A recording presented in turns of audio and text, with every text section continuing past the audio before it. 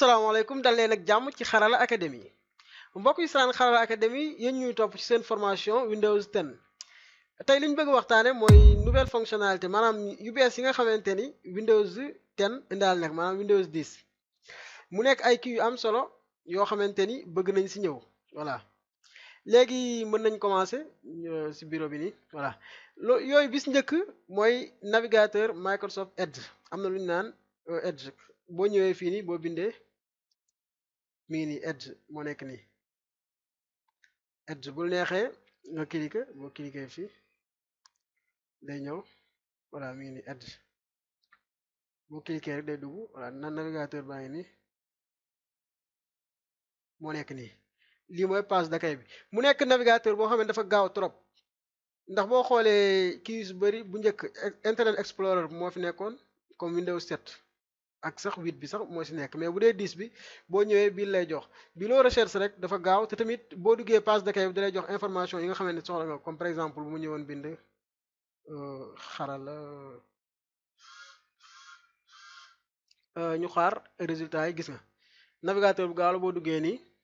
gis nga da lay dugal site bi directement voilà loolooy bu njëkk bi beneen bis topp mi ngi tudd Cartona comme boo bindee nii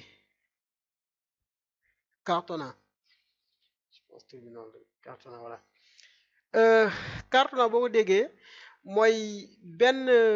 nouveauté la boo xamante ni dalay may nga mën a recherche ak audio maanaam boo bëggee recherche ak audio comme tey nii bu dee da nga bëgg recherche fii nii comme bouton boo ni boo cliquer nii bonjour gis nga ñëw na léegi Bonjour, que puis-je faire pour vous? résultat yi nii Cartona mooy wax ak yow nii maanaam moo lay guider mii nii quiz sur les sports divers loo bëgg rek après da nga koy wax moom mu daal lay indil loolu ok boobu mooy deuxième bi troisième bi bokk ci bi nga xamante ni moo ci ëpp solo ñu ngi koy wax OneDrive léegi OneDrive mën nga ñëw fii bind comme OneDrive mi ngi nii benn dossier la OneDrive bu nekkee ni yow amul ci sa ordinateur mën nga ñëw si internet bi daal koy télécharger xaaram wala nu ñu koy télécharger léegi boo ñëwee fii boo duggee fii nii boo duggee onedrive.live.com téléchargement dinaa leen defal lien bi suuf mën nga bës fii boo cliquer fii rek mu daal télécharger wu bu la neexee te mën nga ko télécharger ci sa portable comme fii nii boo dugalee si numéro téléphone bës envoyer le lien mën nga ko télécharger am na tamit Play Store xaaral léegi ma wan la OneDrive bi nga xamante ni moo nekk sama téléphone ok léegi boo ñëwee sama téléphone ni mi ngi nii waaw OneDrive xoolal léegi ma wan la ko sama téléphone mi ngi nii OneDrive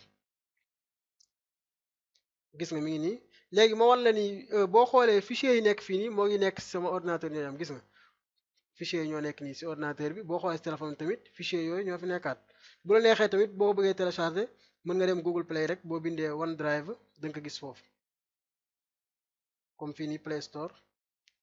boo ñëwee fii nga bind OneDrive mi ngi nii voilà indi na ko mën nga ko télécharger heure bu la neexee boobu mooy nekkoon OneDrive mu nekk tamit ay fonctionnalité yu am solo parce que OneDrive bokk na si njariñam dalay may yow fichier yi nga xam ñoo nekk sa téléphone day nekk sa ordinateur ak tamit boo demoon connecté wu si internet bi dugg OneDrive direct da ngay gisaat même fichier yooyu voilà mu nekk ñett fonctionnalité yoo xamante ni bëggoon nañ si ñëw tey mu nekk yu am solo di leen sant di leen gërëm xam naa ba beneen yoon ci beneen formation mën ngeen tamit kon ne di laaj seen question ak tamit seen contribution ak tamit bu ngeen amee loo xamante ni bëgg ngeen ko leerlu ci numéro yi nga xamante ni dañ ko def si suuf merci ba beneen yoon ci beneen tutoriel